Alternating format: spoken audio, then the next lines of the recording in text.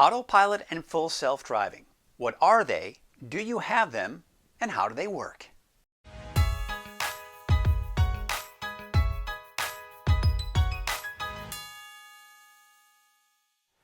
Autopilot and full self-driving are not only one of the most popular features on all Teslas, but they're also a topic on the list of the most commonly asked questions. Now in this video, I'm going to start out with the definition of both autopilot and full self-driving. We'll then go into how they both work. And for the sake of trying to keep things simple, I'll exclude self-parking and summon for now, but plan on doing an instructional video for both in the future. Now on that topic, if you haven't done so already, be sure to subscribe to my channel and check out the videos I've made since I started this channel about a year ago. There are a few opinion pieces, road trip videos, and several instructional videos like this one to help you get the most out of your Tesla Model 3.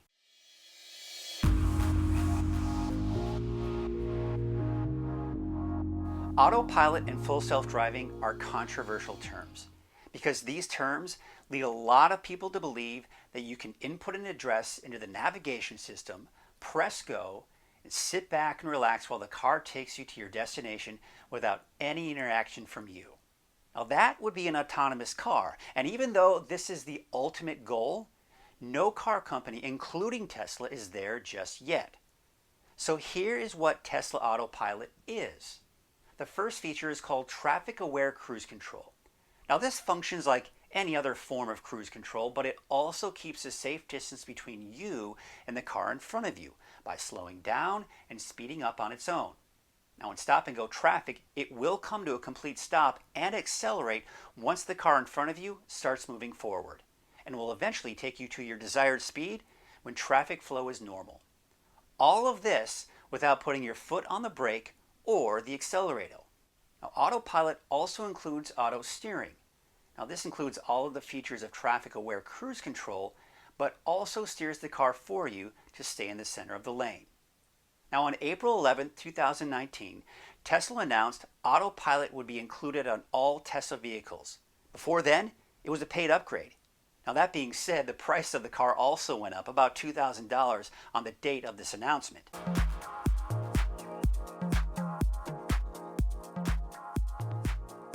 Now that we know what Autopilot is, we'll now take a look at what full self-driving is and what it includes. First and foremost, it is a paid add-on to Autopilot. And as I'm recording this video, it will cost you an extra $6,000 and will go up in price later in the year. Now, as I mentioned earlier, Teslas do not have the capability to drive themselves without driver input and interaction. But purchasing full self-driving gives you the promise that once the cars are fully autonomous, your car will be ready to go. Now, you'll also be first in line to get the 3.0 computer upgrade that will make it all possible. Well, now on to what today's $6,000 upgrade to full self-driving will give you. It will include automatic lane changes, navigate on autopilot, which will get you on and off the highway with very little input from you, including changing lanes and getting off on your exit. Full self-driving also includes auto park, both parallel and perpendicular parking. You'll also get summon with the promise that later this year, the car will come find you anywhere in a parking lot. Tesla is also advertising that later this year, the car will recognize and respond to traffic lights, stop signs, along with automatic driving on city streets. So in summary, Autopilot comes with traffic-aware cruise control and auto steering. Full self-driving adds to this list with auto lane change, navigate on autopilot, auto park, and summon. It also includes any updates and improvements such as the promised enhanced summon and recognizing traffic lights and stop signs. You'll also get the 3.0 computer hardware upgrade, quote unquote, free of charge.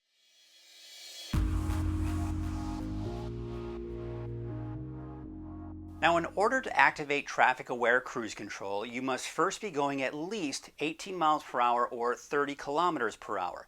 However, if a vehicle is detected in front of you, you can activate traffic-aware cruise control at any speed, even when you're at a complete stop, as long as the vehicle is at least 5 feet or 150 centimeters in front of you. Now the car will let you know whether or not traffic-aware cruise control is available by displaying a gray speedometer icon with a circle around it below your current speed. The number shown in the gray circle is your current speed or the speed limit of the street or highway you're on. Now, if you were to engage traffic-aware cruise control, this is the cruising speed that would be set. To activate it, simply pull the right control lever down once and then release. Now, on a side note, the owner's manual says to bring it all the way down, but all it needs is a light touch, which is about halfway before you feel a little resistance. Now, when the speed is set, the speedometer on the screen turns blue and displays the cruising speed with the word max below it. It maintains your set cruising speed as long as the car doesn't detect a vehicle in front of you, and will accelerate and decelerate as needed to keep a safe distance. If you need to make an aggressive move by stepping on the accelerator, that's fine, but the car will continue cruising at the set speed once you take your foot off the accelerator. Now, it's also good to know that when your car automatically slows down to keep a safe distance from the car in front of you, the brake lights turn on to let the car behind you know you're slowing down. There are two different ways you can change the cruising speed. The first is the right scroll wheel up to increase and down to decrease the speed. Slowly rolling the scroll wheel changes the speed in 1 mile per hour or 1 kilometer per hour increments. A quick roll up or down changes the set speed to the closest 5 mile per hour or 5 kilometer per hour increment. Now, the second way to change the cruising speed is by tapping the plus or minus icons on the screen. A quick tap changes the speed plus or minus 1, and a long press will change the speed plus or minus to the nearest increment of 5. As mentioned earlier, the car will slow down to maintain a safe distance from the vehicle in front of you. You have the option to set that distance manually by pressing the right scroll wheel to the left or right and choose a setting between 1 and 7, 1 being the closest and 7 being the farthest. You can also display and adjust the setting on the touchscreen at any time by touching Controls, Autopilot, Cruise Follow Distance, and then adjusting the distance with the plus or minus icons. Overtake Acceleration. This is intended as an aid when passing a vehicle and allows you to drive slightly closer than your selected distance by holding the turn signal down in the momentary position. That is, it's when it's halfway down, but not all of the way. You'll feel that resistance halfway down. Now, when you release the turn signal, the car stops accelerating in the same way you would release the accelerator and resumes to the set speed. To manually cancel or turn off traffic-aware cruise control, you can either move the right gear lever up and release, or tap the brake pedal. The speedometer icon turns gray to indicate that it is indeed no longer active. And it should be noted that you should not hold the gear lever up for more than 1 second, as it will put the car in neutral.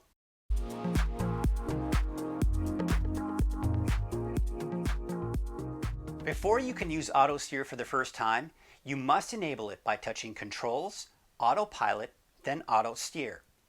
Once it's activated, the car will let you know when it's available by displaying a gray Autosteer icon in the upper left corner of the screen. To activate Autosteer, move the gear lever down twice in quick succession. Now, as noted with traffic-aware cruise control, the owner's manual indicates you need to pull the lever all the way down, but you can also activate it by pulling down twice halfway when you feel that slight resistance I was talking about. Now, once activated, the gray Autosteer icon will turn blue, and the lanes that you're in will turn from gray to blue. You'll also see a message reminding you to keep your hands on the wheel and to pay attention. Now, this is also a good time to let you know that Autosteer does not detect objects in the lane and will not steer around them. This is one of the many reasons why Tesla continually reminds people to stay alert while using Autopilot. While Autosteer is active, you must have your hands on the wheel at all times. If the steering wheel does not detect your hands on the wheel after a period of time, you'll see a flashing blue bar at the top of the upper left-hand corner of the screen. And you'll also see a message appear on the screen asking you to apply light force to the steering wheel. Now, it detects your hands by noticing resistance on the steering wheel. It will also count if you use the turn signal or make an adjustment using one of the scroll wheels. If you ignore the warnings, you will hear chimes that increase in frequency. If you still don't take over the wheel, Autosteer sounds a continuous chime, turns on the hazards, and slows the car down to a complete stop on the side of the road. You'll not be able to use Autosteer for the rest of the drive or until you stop and put the car in park. To turn Autosteer off, you can apply enough force on the wheel to deactivate it. However, traffic-aware cruise control will still be on. You can also press the brake pedal or move the right gear lever up, which will also turn traffic-aware cruise control off. When Autosteer is active, you can use the turn signals for auto lane change. Now, this is a feature that is only available if you upgraded to full self-driving.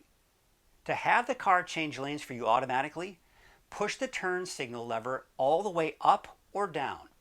And if the coast is clear, the blue line next to the lane you are merging into will turn into dashed lines, and then the car will automatically change lanes for you.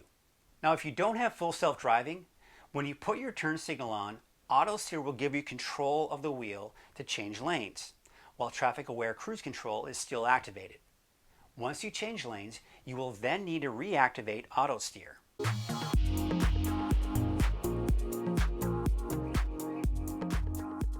Like auto lane change, Navigate on Autopilot is only available if you upgraded to full self-driving. Now, if you're using it for the first time, you'll need to go into Controls, Autopilot, and then Navigate on Autopilot. There are also several settings that you can use to help customize your Navigate on Autopilot experience.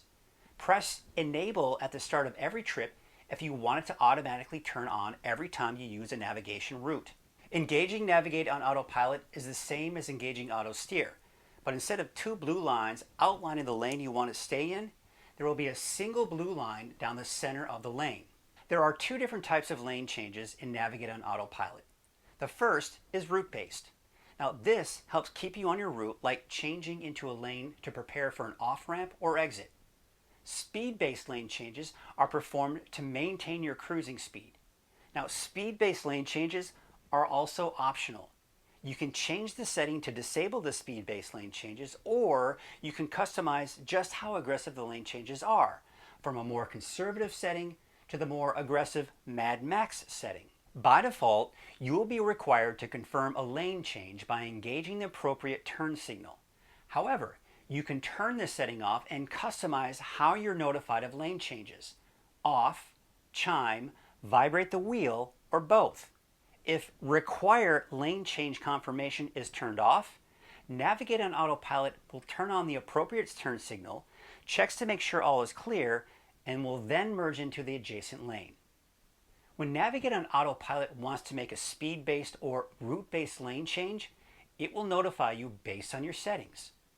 There will also be a notification on the screen. If you don't want to make the lane change, you can cancel it by pressing the cancel icon on the notification. You can manually turn off Navigate on Autopilot at any time by touching the blue Navigate on Autopilot icon on the touchscreen. At that point, you will still be in Autosteer as indicated by the two lines outlining your lane, but the car will no longer make suggestions or notify you of any lane changes. Also, navigation will still be operating as usual with voice and screen prompts. When you have Navigate on Autopilot engaged, it will activate and deactivate itself depending on the type of road you're on. It will automatically activate when you are on a controlled access part of your trip, such as a multi-lane highway or an interstate. However, once you exit the highway or leave a controlled access road, Navigate on Autopilot will go back to Autosteer. You will then be notified with a triple chime along with a visual notification on the screen. So those are the basics of Autopilot and some of the added features with full self-driving. And at first, it can be a little intimidating, but the more you use it, the more comfortable you'll be. And you'll probably even discover a few things on your own along the way.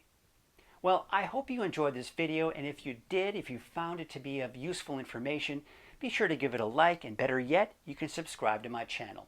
And if you know of anybody or you are planning on buying a Tesla Model 3, S, or X, you can use my referral code for free supercharging.